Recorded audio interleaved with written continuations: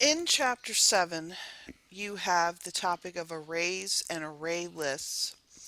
And for those who could not watch the Illuminate recordings, this is the first of a couple of recordings I'll do on arrays and array lists, but this one will focus only on arrays. The Java tutorial, which I gave you the link in one of the news items on arrays, is pretty good. It has a good explanation and some pretty good examples. So when we talk about an array, we consider it a container object, or it can hold a collection of things as long as they are of the same type. So you can have an array that will hold all integers, or one that will hold all strings, or one that will hold all doubles, or one that will hold all booleans. You can't mix and match. You can't have an array that's going to hold strings and doubles, for example. But as long as you have the need for a collection or a list of multiple things that are of the same type, you can create an array. An array it can possibly be one-dimensional or two-dimensional. We're going to start out with one-dimensional, meaning you can think of it as a single row, and it has multiple cells or compartments in it, and each one of these can hold a value. Now the trick is we start counting with 0 when we are dealing with arrays. And we have to have a way to figure out which number we want. So here's an example of an array that's going to have 10 items in it. In order for us to identify which item we want to deal with at a given point in time, we have to have an address, or we call it an index number. So that when I want to deal with the first number, if I want to pull out just the first number, I can say array go to index 0 and give me that value back. If I want the last number, in this case I would say go to index location or address 9 and give me the number back. If I want the next to last, I'm saying go to index number 8. So the trick is that the length is 10, there are 10 items in it, but we start counting with or addressing each item or assigning it a unique number starting with 0.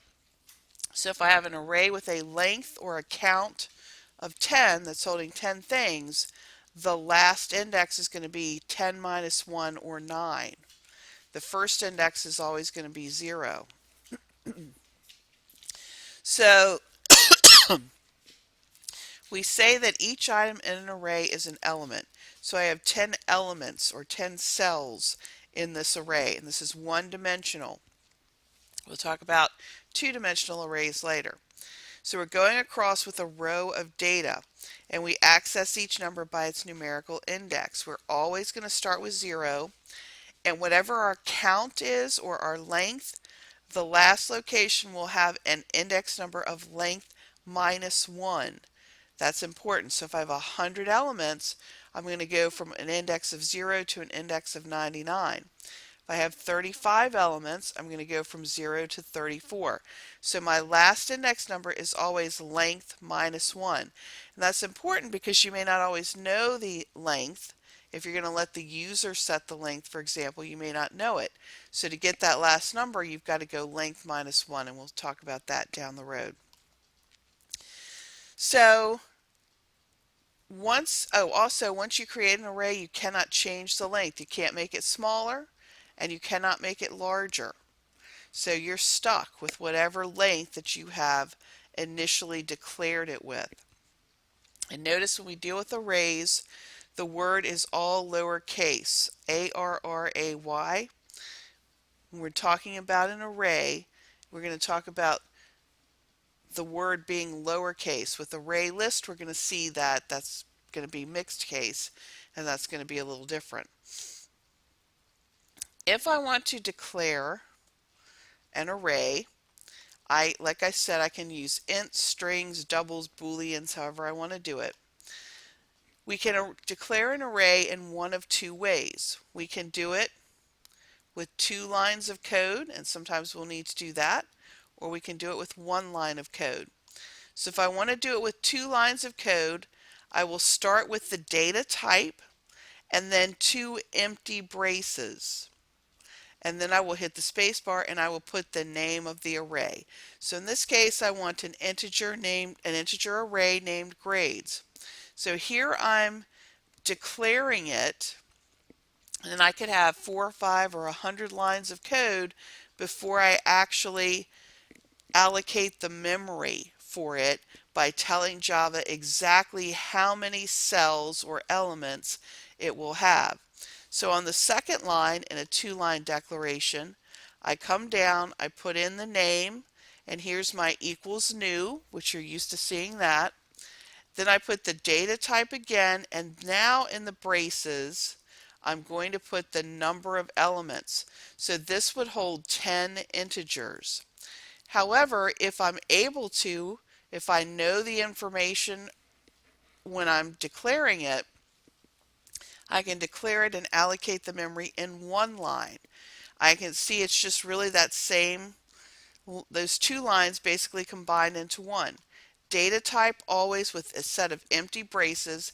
That's what flags Java that this is going to be a collection and not just a single variable. So data type, 2 braces, name of whatever you want to call it, equals new, and then you're telling it again that it's going to be 10 integers in this case. So these do the exact same thing. You can do it in 2 lines or you can do it in 1. Same thing with strings. If I want to have multiple strings that are logically the same thing, like listing of reindeer names, I can declare it in 2 lines or I can declare it in 1. In this case, I have 8 plus Rudolph, that's 9. If I want to do doubles, same thing. Here's an array that's only going to hold 5 prices. I can do it as 1 line or 2. And there's another little trick. So you can declare an array with 2 lines or 1 line.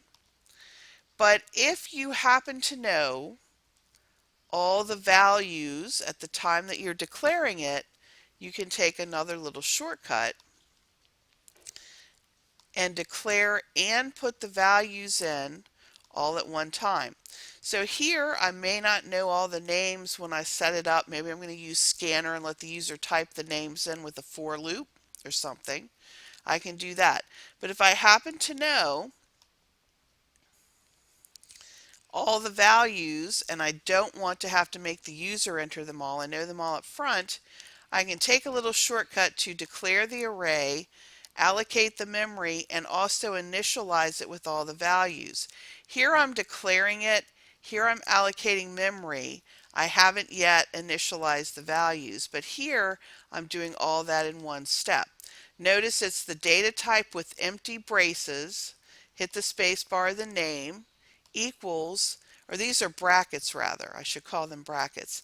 And here I use a brace, put all the values in, separated by commas, then a brace and a semicolon.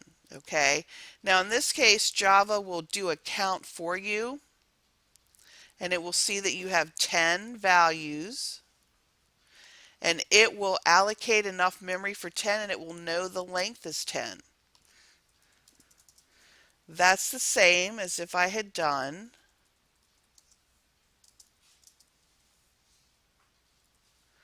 this, and then I would have to write a for loop to populate it, or to allow the user to populate it with all those values.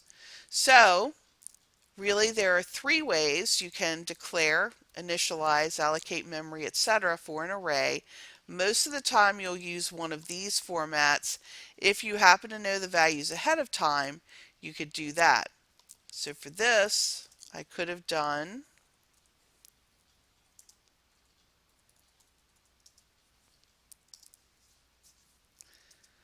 and I could have done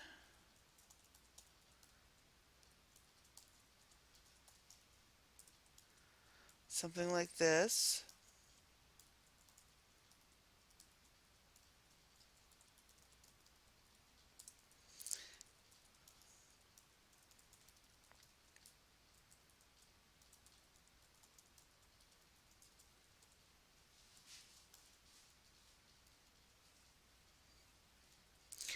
And that would allow me to set up an array of strings that will have a length of 9.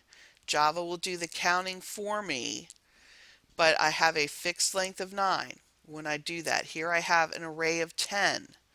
Okay, so we have the ability to set up, declare, allocate memory, and initialize an array when we do that. The other important thing is here they give you a good example. If you want to, you can kind of do this the painful way, and you can say set the first item equal to a price of $50.99, for example. You can always populate it this way by using the index numbers. Most of the time you would probably be writing a for loop with a scanner for those who've done scanner.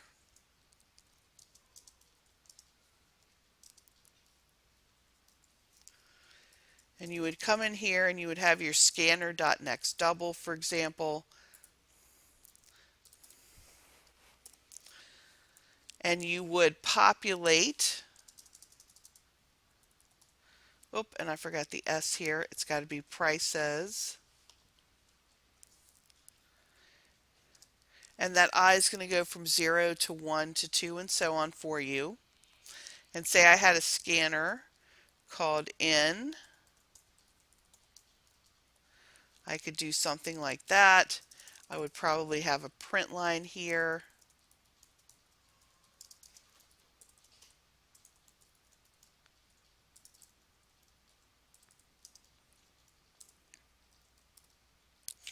And so on. So a couple of ways you can populate an array, and they're showing you here how to do it one by one.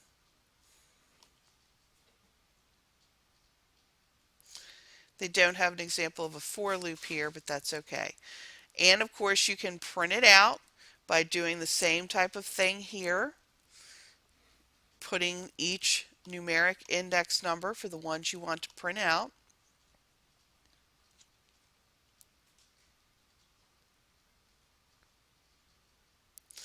Here's a little example with strings that they're showing you with a two-dimensional array, but we're not going to cover that right now. And here's how they have a nice little section on how to copy an array.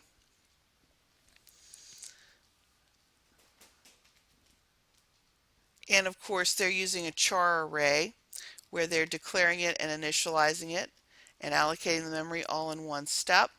And so they've created this array called copy from, set it up, they've populated it, and now they're going to create another array called copy to, and they're going to copy the contents from one to the other, and I'll do another recording on that. I wanted to actually talk a little bit about the 2D array that you're asked to do for the assignment. Now, I'll try to do another recording just on 2D arrays, but one thing that I can show you here, when you want to set up a two-dimensional array, for example, you want to do a game board. When we think of a one-dimensional array, we think of it as a single row with multiple elements or cells in it. When we think about a two-dimensional array, we're thinking about a spreadsheet with rows and columns. When we want to allocate memory for that,